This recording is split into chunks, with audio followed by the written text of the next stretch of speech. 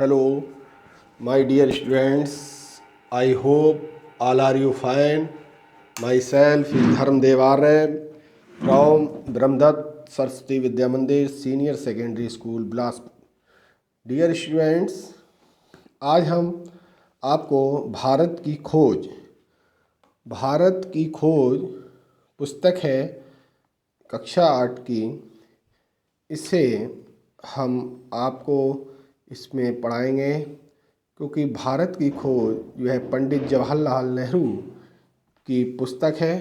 जवाहरलाल नेहरू ने इस पुस्तक को लिखा है, क्योंकि जवाहरलाल नेहरू ने भारत की खोज पुस्तक जो लिखी है, इसके राइटर हैं, लेखक हैं। और इस पुस्तक के में जो है चैप्टर उसको हम बताएंगे। लेकिन भारत की खोज जो पुस्तक लिखी है, ये भारत के प्रथम प्रधानमंत्री बने थे पंडित जवाहरलाल नेहरू।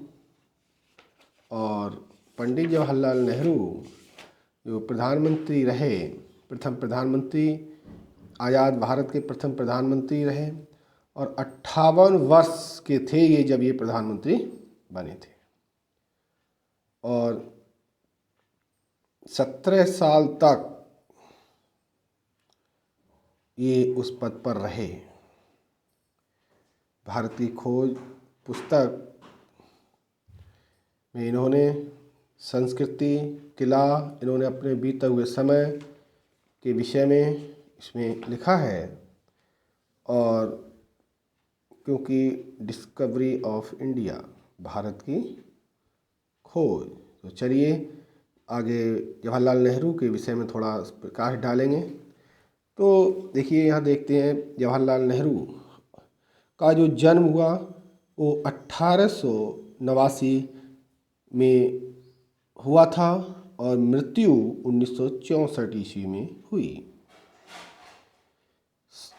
इसके विषय में, क्योंकि सच्चे अर्थों में अगर कहा जाए तो नेहरू जी आधुनिक भारत के निर्माता हैं। नेहरू जी आधुनिक भारत के निर्माता हैं। महात्मा गांधी की अगुवाई में उन्होंने आज़ादी की लड़ाई में सक्रिय भाग लिया। सन 1947 में अंग्रेज़ों की गुलामी से देश आज़ाद हुआ, और वे 1947 से 1964 तक प्रधानमंत्री रहे। 1947 से 1964 तक प्रधानमंत्री रहे। अब आप देख लीजिए, 47 से 1964, तो 64 तक प्रधानमंत्री रहे। 17 साल तक प्रधानमंत्री रहे इस पद पर। और भारत के अलावा उन्हें दुनिया भर में एक ऐसे धर्मनिरपेक्ष, मानववादी राजनीतिज्ञ के रूप में जाना जाता है। देखिए, दुनिया भर में धर्म के निरपेक्ष, मानववादी, राजनीतिज्ञ, ये सारे गुणों उनमें थे, और इन रूपों में उन्हें जाना जाता है, पहचाना भी जाता है, जिन्होंने विश्व शांति और समाजवादी आदर्शों के लिए जीवन पर आवाज़ बुलंद की थी। एक महान राजनेता के साथ साथ उनकी प्रसिद्धि एक लेखक के रूप में सर्वविदित है। एक राजनेता के साथ उनकी प्रसिद्धि एक लेखक के रूप में सर्वविदित, सभी जानते हैं। उनकी पुस्तकों विश्व इतिहास की झलकियाँ, आत्मकथा और भारत की खोज को क्लासिक का दर्जा हासिल है। भारत की खोज उनकी अंग्रेजी की लिखी पुस्तक डिस्कवरी ऑफ इंडिया का हिंदी अनुवाद है। इसे उन्होंने स्वतंत्रता आंदोलन के दौर में 1944 में अहमद नगर के किले में अपने 5 महीने के कारावास के दिनों में लिखा था। पुस्तक रूप में ये प्रकाशित हुई 1946 में। इस पुस्तक में नेहरू जी ने सिंधु घाटी सभ्यता से लेकर भारत की आज़ादी तक विकसित हुई भारत की बहुविध समृद्ध संस्कृति, धर्म और जटिल अतीत को वैज्ञानिक दृष्टि से विलक्षण भाषा शैली में बयान किया है। अल्बर्ट आइंस्टीन के शब्दों में, इस पुस्तक से एक महान देश के गौरवशाली अतीत और आध्यात्मिक परंपराओं की समझ हासिल होती है।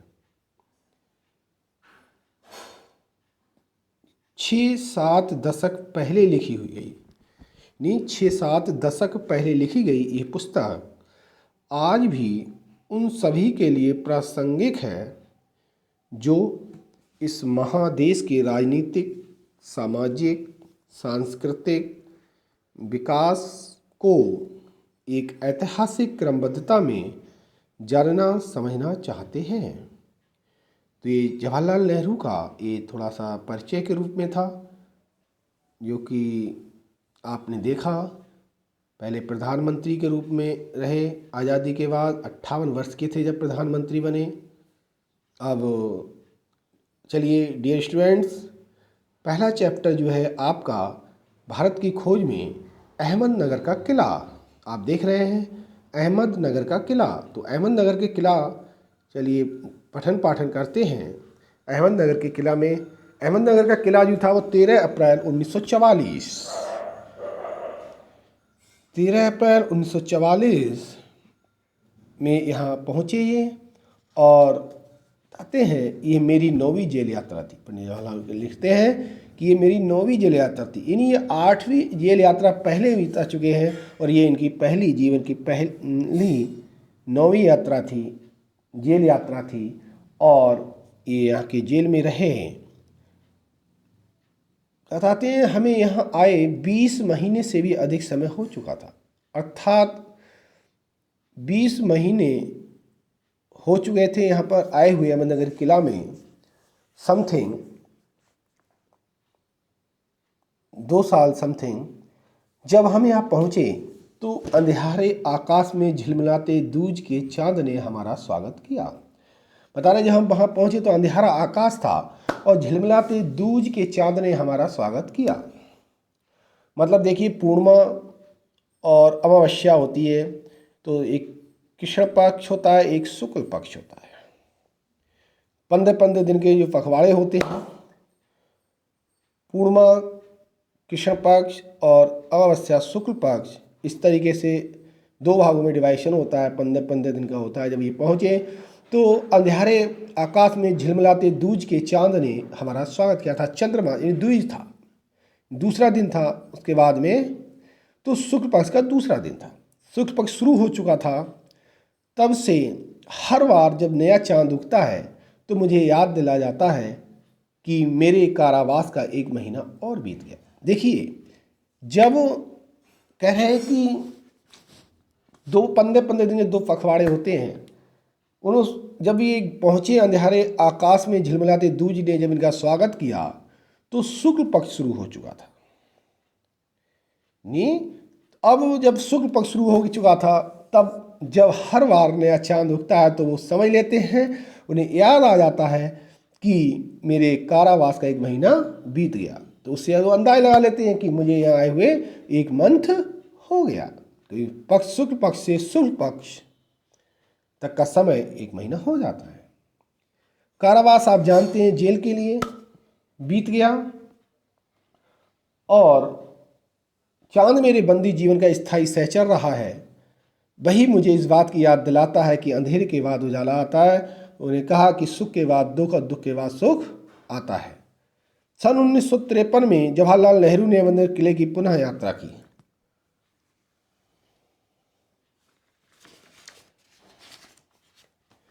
तो देखिए अहमदनगर, नेक्स्ट पेज देखते हैं कि अहमदनगर किले का वह कक्ष जहां 1942 से 45 में जवाहरलाल नेहरू को रखा गया। यहाँ देखिए वो किला देख ही रहे हैं आप, जहाँ रखा गया था इन्हें 1942 से 1945 में रखा गया। अब देखिए अतीत का भार। अतीत क्या होता है? अतीत का मतलब बीता हुआ, उसका भार कितना होता है। जैसे पास्ट कहते हैं ना, अतीत के लिए पास्ट भी बोलते हैं, तो उसको यहाँ पढ़ते हैं। दूसरी जेलों की तरह यहाँ अहमदनगर के किले में भी मैंने बागवानी करना शुरू कर दिया। तो देखिए वो पहले भी और जेलों में रहे, और यहाँ पर उनकी वो 9वीं जेल यात्रा थी। 8 जेल यात्राएं वो पहले कर चुके थे। देख रहे हैं पंडित जवाहरलाल नेहरू के लिए आप इस चित्र में, यहाँ 1942 से जहाँ कक्षा एक कमरा बना हुआ 42 से 45 तक ये जवाहरलाल नेहरू को रखा गया यहाँ। और कह रहे हैं कि दूसरी जेलों की तरह यहाँ अहमदनगर के किले में भी मैंने बागवानी करना शुरू कर दिया। कोई दूसरी जेलों में भी इन्होंने की होगी तो यहाँ भी बागवानी करनी शुरू कर दी। मैं रोज़ कई घंटे तपती धूप में भी फूलों के लिए क्यारियाँ बनाने में बिताने लगा। छोटी छोटी खेतों टाइप बना लेते हैं क्यारियाँ, उसमें सब उगा लेती है बागवानी। मिट्टी बहुत ख़राब थी। बताते हैं यहाँ की मिट्टी कैसी थी, ख़राब थी, पथरीली और पुराने मलबे और अवशेषों से भरी हुई। देखिए ध्यान से देखेंगे क्योंकि क्वेश्चन आंसर इन्हीं से मिलेंगे आपको, इसलिए आप बहुत अच्छी तरीके से समझ लें, उसके बाद इसे पढ़ लेंगे। चूँकि ये इतिहास स्थल है इसलिए अतीत में इसने कई युद्ध और राजमहलों की द्रव्य संधियाँ देखी हैं। तो देखिए अतीत का बीता हुआ समय है। द्रव्य संधि मतलब बुरे उद्देश्य से की गई गुप्त मंत्रणा, समझे। द्रव्य संधि बुरी संधि जिसे कहते हैं देखी गई कई युद्ध और राजमहलों की। यहाँ का इतिहास बहुत पुराना नहीं है बल्कि घटनाओं की दृष्टि से इसकी कई विशेष अहमियत भी नहीं है, पर इससे जुड़ी एक घटना आज भी याद की जाती है। यह घटना है चांद बीबी नाम की एक सुंदर महिला के साहस की कहानी।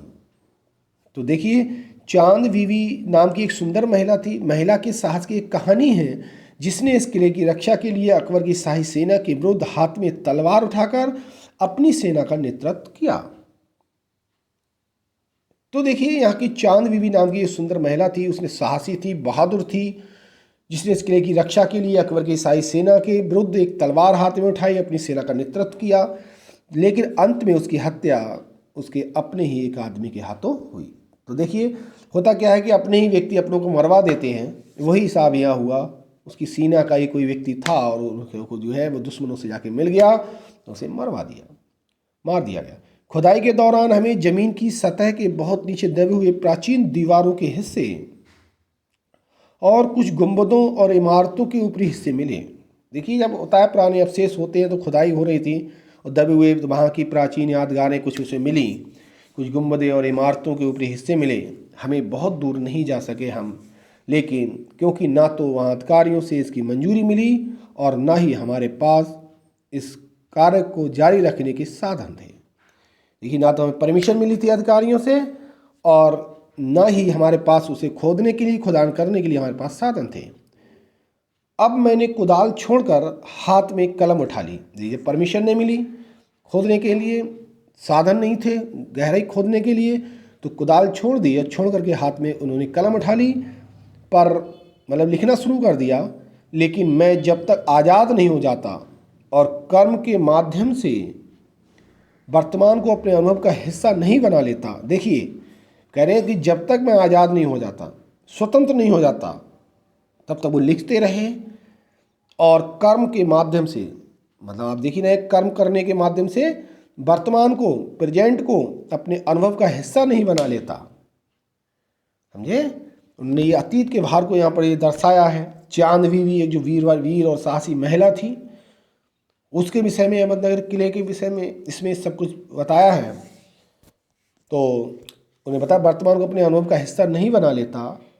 नेक्स्ट पेज, तो मैं उसके बारे में नहीं लिख सकता।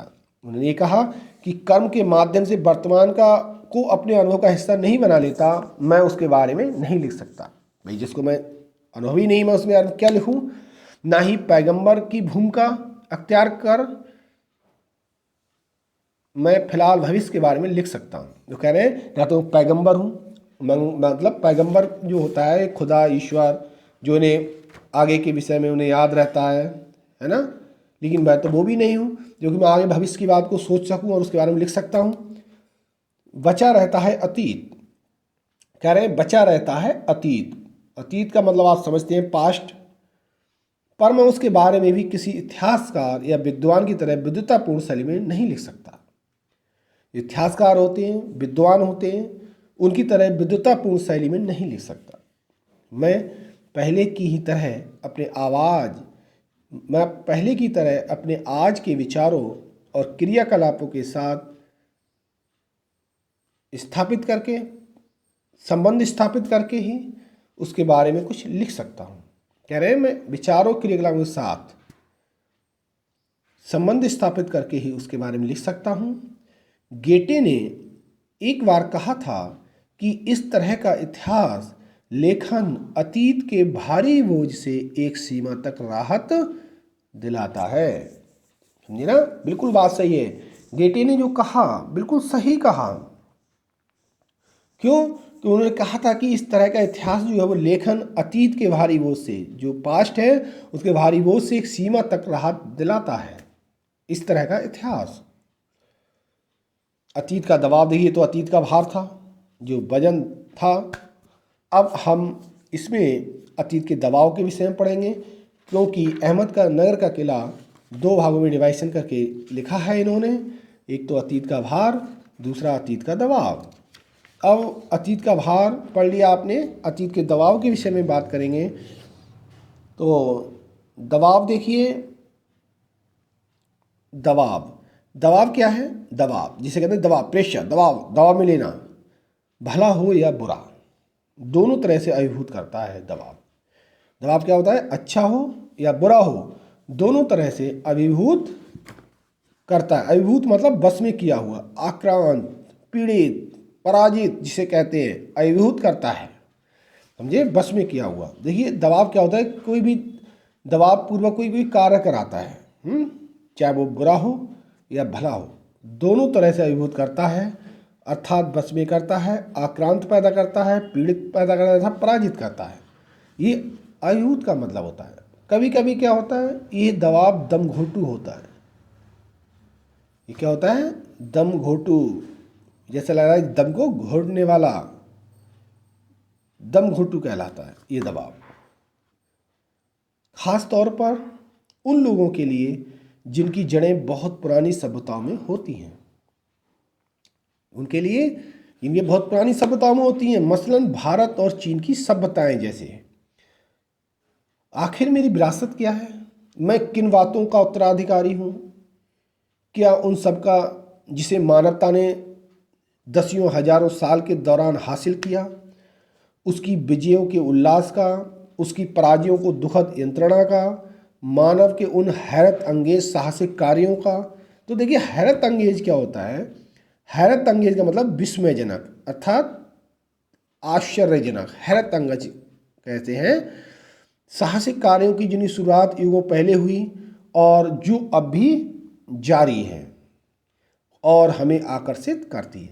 मैं इस सब का वारिश हूँ। वो कहते हैं कि मैं इन सब का वारिश हूँ, साथ ही उस सब का भी जिसमें पूरी मानव जाति की साझेदारी है।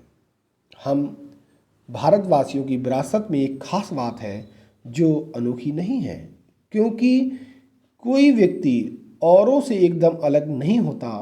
अलबत्ता एक बात हम लोगों पर विशेष रूप से लागू होती है, जो हमारे रक्त, मांस और अस्थियों में समाई है।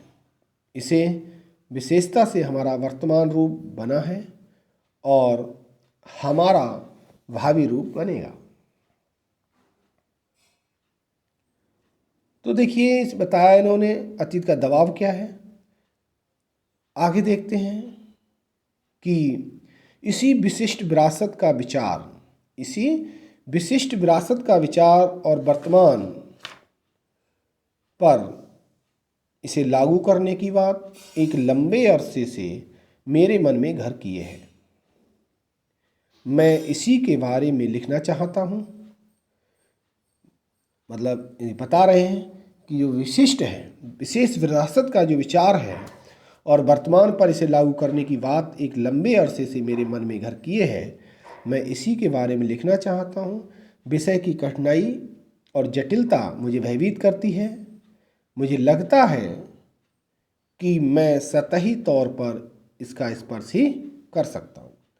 तो देखिए इसमें जवाहरलाल नेहरू जी ने जो अतीत का दबाव, अतीत का भार, अहमदनगर के किला में जो इनकी 9वीं जेल यात्रा थी उसमें रह कर के उन्होंने ये सब लिखा और ये चैप्टर आपका बच्चों फिनिश होता है। इसको देखें, लाइक करें।